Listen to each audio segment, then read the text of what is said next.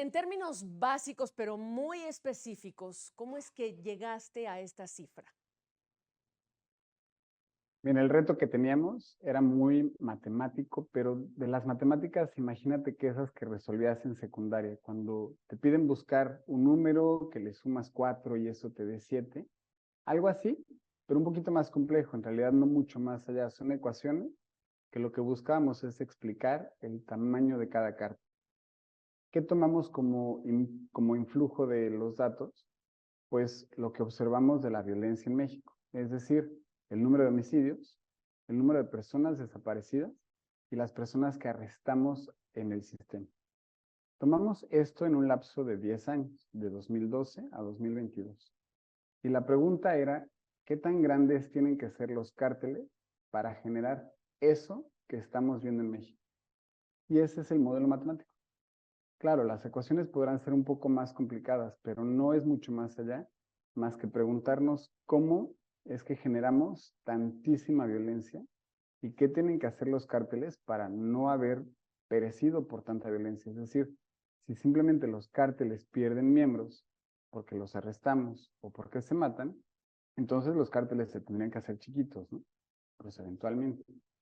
Pero precisamente lo que buscamos es entender qué tienen que estar haciendo los cárteles para no haber ya desaparecido después de tanta violencia. Que esos 175,000 abarcarían, si me permites decirlo así en la pregunta de la A a la Z, ¿a qué tipo de personas o miembros dentro de estas organizaciones? Justamente un poquito es entender que la fuente de los datos que nosotros tenemos son solamente pues, las personas fallecidas. Entonces yo no puedo de las personas fallecidas decir, bueno, es que él era a tiempo completo, pero él era el dealer, o por acá tenemos a la persona que hizo o que estaba solamente unas cuantas horas a la semana. Pues eso no, los datos no están así. Entonces lo que nosotros tenemos en los datos, digamos, es el todo. Eso significa que lo que refleja el modelo también es el todo. Es decir, intentamos considerar a todas las personas que están afiliadas al cártel el día de hoy. Y en conjunto, entre los 150 cárteles en México, estimamos, como dice, que hay 175,000 miembros activos trabajando para algún cártel completo, de la A a la Z, incluyendo cárteles gigantescos como el Cártel Jalisco Nueva Generación o el Cártel de Sinaloa, y bandas que son muy locales, que actúan en alguna ciudad, que tienen algunas decenas de miembros, y combinados estos 150 grupos nos dan ese estimado de 175,000 unidades o miembros. Eso significa que hoy los cárteles son el quinto empleador más grande del país. Es un universo gigantesco hablar de 175,000 miembros. Y no solo eso, por ser tan grande, son el reclutador número 1 del país. Es decir, son los que más están jalando a personas a que entren a sus filas. Claro, como pierden muchísimos miembros, uno por la violencia entre ellos y dos porque los arrestamos, entonces los cárteles no crecen tan rápido. Sin embargo, crecen. Y es parte de lo que nos dice este modelo. De entre 2012 y 2022, en ese lapso de 10 años que vemos, los cárteles han crecido muchísimo y por eso es que tenemos más violencia en estos 10 años. Ahora, la DEA, y ustedes lo incluyeron en el reporte, ustedes reconocen las cifras de la DEA en relación con dos cárteles nada más, el de Sinaloa y el cártel Jalisco Nueva Generación, 45,000 miembros. ¿Cómo usaron esta cifra para, no sé, verificar el modelo, el método, y qué tan cercano es a lo que ustedes encontraron? Para nosotros fue una especie de validación de nuestro número.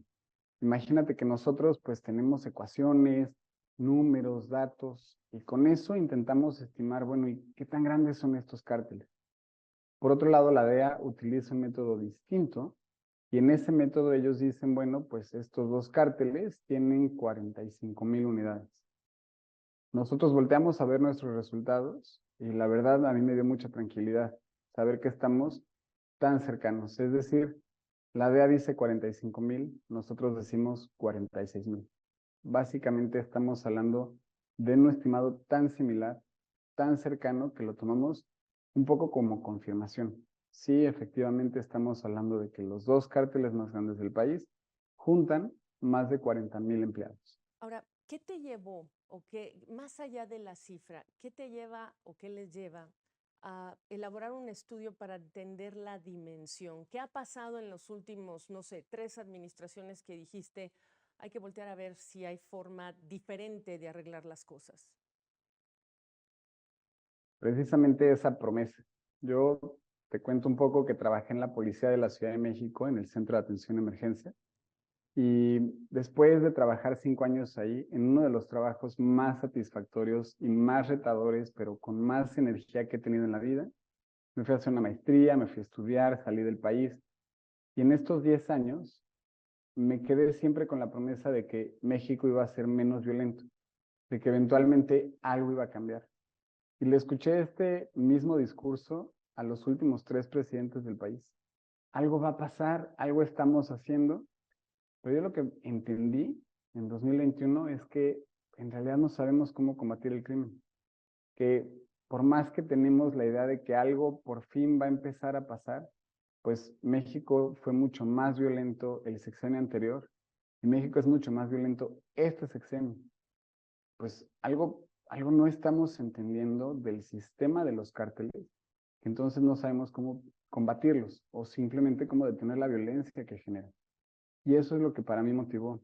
El qué tendríamos que hacer si yo pudiera regresar a la policía de la Ciudad de México o alguna policía, qué tendríamos que hacer distinto para que los cárteles hoy generen menos violencia en el país. ¿Y cuál es la solución, Rafael? Que debe ser una solución que se dice rápido, pero es compleja. ¿Qué dices? Claro, efectivamente es un resultado complejo y honestamente diría que hasta triste. Lo que hicimos con este modelo matemático es pronostiquemos cómo se va a ver México en 5 años. Entonces nos planteamos qué va a pasar en 2027. Y lo primero es, ¿qué pasaría si México sigue como le estamos haciendo hasta el día de hoy? Pues México va a ser más violento. Los cárteles van a seguir creciendo, vamos a seguir matando, vamos a seguir con este problema que es cada vez más lacerante y que es cada vez más latente. Bueno, ¿qué pasa? Pues yo trabajé en la policía, entonces yo me imaginaba una estrategia de policía. ¿Qué pasa si arrestamos al doble de criminales? Las matemáticas te permiten hacer eso porque pues es como jugar con un radio, es cambiar un parámetro, es un control que puedes modificar.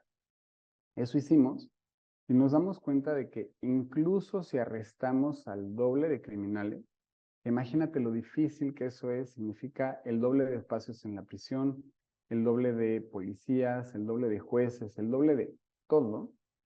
Nos damos cuenta que de todas maneras, en 2027 seríamos más violentos de lo que somos el día de hoy. Es decir, arrestar al doble no nos va a funcionar. No es la estrategia. Bueno, entonces, ¿qué sí podemos cambiar? Yo sí, honestamente, me quedé muy preocupado de ver este resultado numérico, matemático. ¿Qué sí podemos cambiar? Pues busquemos los otros parámetros, a ver qué hay por ahí. Uno de los parámetros más importantes es el reclutamiento. ¿Por qué? Porque tiene un impacto en realidad triple. Uno es que cuando reclutan a más personas, el cártel se vuelve más poderoso, es decir, tiene más miembros y más herramientas y más personal para hacer más violencia. Sí. Número dos, tiene más posibles víctimas. Entonces, incrementas también el tamaño de personas susceptibles a ser víctimas de un homicidio. Claramente los miembros del cártel sufren muchísimo más violencia que los que no somos miembros de un cártel. Entonces, aumentas el poder del cártel y aumentas el número de posibles víctimas. Y número tres, es que cuando el cártel recluta, aumenta también su poder de mayor reclutamiento. Es decir, tienes el triple impacto de que tienes más criminales, más posibles víctimas y cárteles más poderosos reclutando más. ¿Qué tenemos que hacer? Tu punto es, en pocas palabras, que no va por ahí. Hay que atacar el tema del reclutamiento. ¿Y cómo lo atacas para cerrar?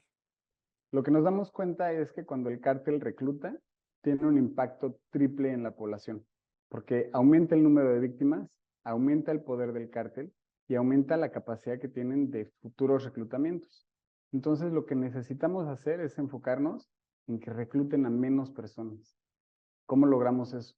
pues no es fácil. Obviamente este es un problema sumamente complejo. Uno es hacerles ver a los jóvenes mexicanos el riesgo que tienen cuando entran al tema del cártel. Estimamos en este estudio que en una carrera del cártel en 10 años, prácticamente 17% de la población va a terminar falleciendo y 20% de la población va a terminar en la cárcel. Entonces, cuando un chico de 14 años se une al cártel, está aceptando una carrera que en 10 años es exageradamente letal, exageradamente violenta, y violenta no solo con él, sino con también su familia, sus amigos, sus vecinos y sus seres queridos. Llegarle con este mensaje a los jóvenes mexicanos es sumamente importante. La carrera del cártel es violenta, no es esa carrera de éxito que te plantean en las películas, sino es mucha violencia y con una probabilidad altísima termines muy mal. ¿Qué le dirías hoy día al gobierno mexicano? Me imagino, esperamos que distribuyas este reporte entre las propias autoridades. ¿Qué le dirías al gobierno del presidente López Obrador? El gobierno del presidente López Obrador le diría que la estrategia de abrazos no balazos no nos funcionó. Tenemos el sexenio más violento en la historia de México y necesitamos pensar en algo diferente. Ahora bien, de este sexenio de abrazos no balazos nos quedan meses ya. ¿Qué va a pasar después? A las dos candidatas presidenciales pedirles que por favor entiendan que la estrategia de arrestar más criminales no nos está funcionando, que tenemos que pensar en el reclutamiento de los jóvenes y cómo es que hay una afiliación masiva de personas que se están metiendo a los cárteles. Y número tres, que no hay soluciones rápidas. Incluso en el mejor de los escenarios, lo que estamos viendo es que para 2027 México va a seguir siendo muy violento. Entonces, por favor, no vendan con espejitos o con soluciones mágicas a un problema tan difícil. Mejor pensemos en el largo plazo mexicano para apostarle hoy a que en 5 años por fin la violencia empiece a ceder. Rafael, gracias por explicarnos este estudio interesantísimo y realmente con una dimensión, pues sí, preocupante para este país. Gracias. Gracias a ti, Gabriela.